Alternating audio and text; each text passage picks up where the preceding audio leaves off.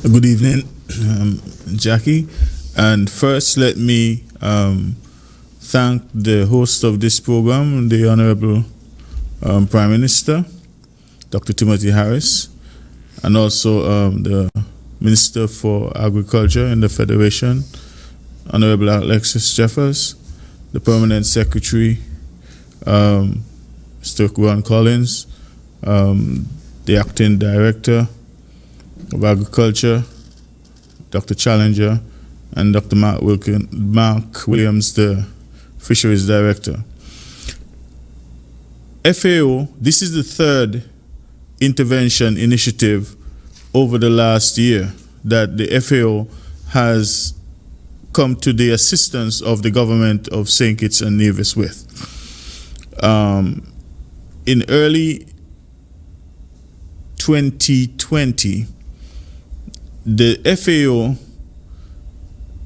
approached the government and stated that they wanted to look at the production systems of the fish and marine resources, crops and livestock, and develop some investment profiles.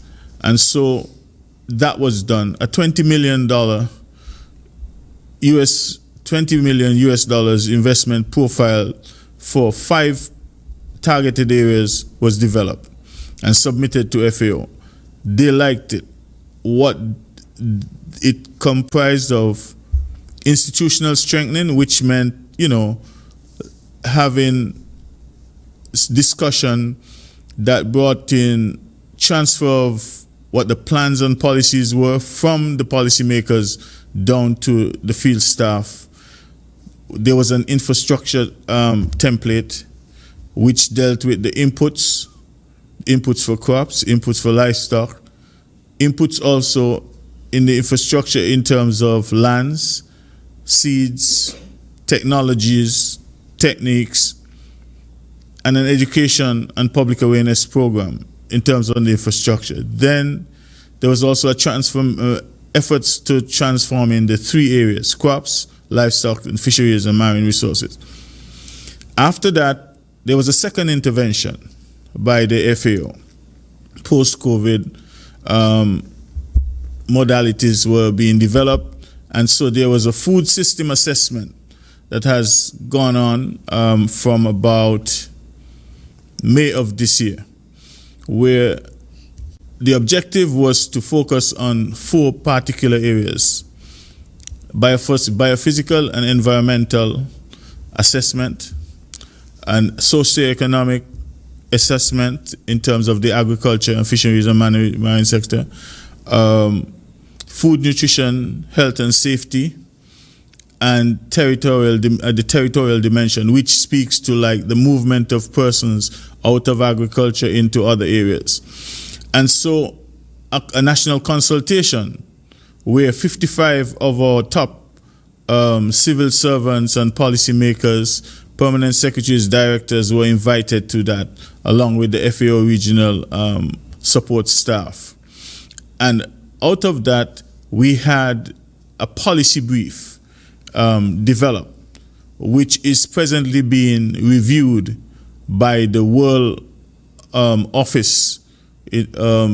As you would have known that during the week of the United Nations General Assembly on the 23rd of September, there was a food summit, a World Food Summit.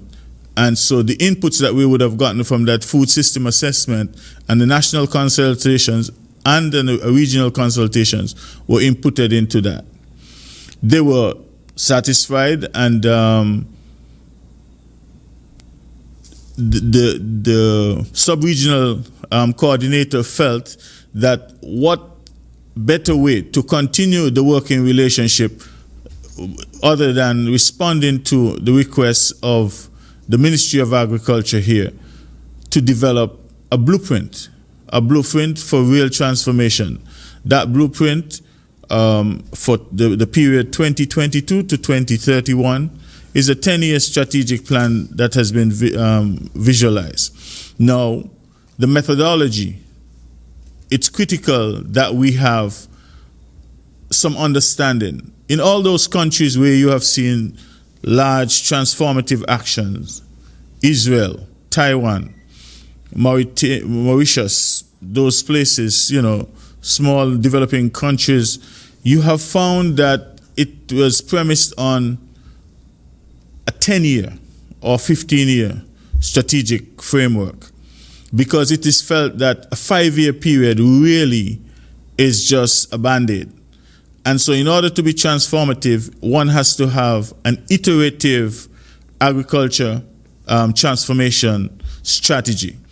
So with that in mind, the approach is to have different tiers of consultation with our different stakeholders. Stakeholders who form the full continuum from the input supply, the actual production system, the manipulation of the production in terms of agro-processing, with a sensitivity to health and nutrition. Because what came out in the assessments that were done when we were doing the profiles was that we were purchasing something like $86 million worth of agricultural items, which some of them we can produce here. And so it was felt that there must be some way to address some of those items and to make us respond more favorably to that outward movement of foreign exchange. And at the same time, we were noticing from studies done around here that obesity, non-communicable diseases, amputations, diabetes, and some cancers were increasing. And there is some correlation between that and nutrition. And so it was felt that all of these things can be responded to by having a more vibrant blue economy, which is now, a buzzword, but it is very important because we have so many resources. 1 mile, how much is it, Dr. Williams? There's an area outside of the country that 12 nautical miles, which is a significant area for you to manage and make the best use of those resources. One can remember that there was a time when St. Kitts and Nevis were net exporters. 1, of sugar.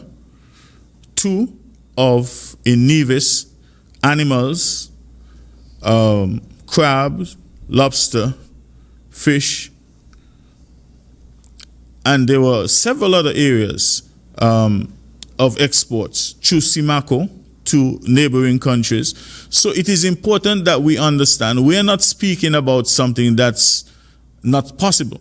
We're speaking about something that once we have, according to the methodology that we are presenting, 1, a review of the policies that have been there and take on board the lessons learned. Because very often, by moving it some distance away from it, we tend to feel like we don't need to pay attention to it.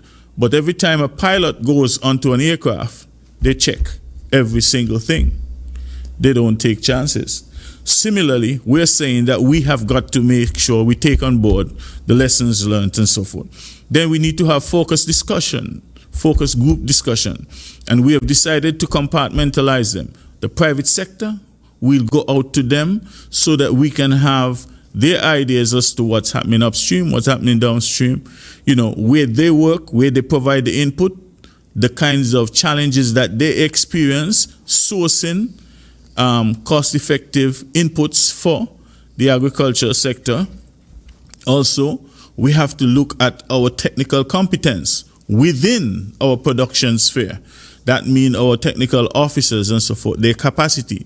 Do we need to have more persons? What are we doing for a response to the climate and biophysical changes that we are seeing happening? We have a greater frequency of hurricanes and natural disasters. And so we have got to find mitigating measures for dealing with that. Then we have to look also at the policy persons within the government and look at public-private partnerships. And so this is what this agricultural transformation and growth strategy is meant to do. And so I'll be happy to deal with the specifics when we get to the question and answer section, but that is what the FAO would like to see happen here in St. Kitts and Nevis. Thank you so much.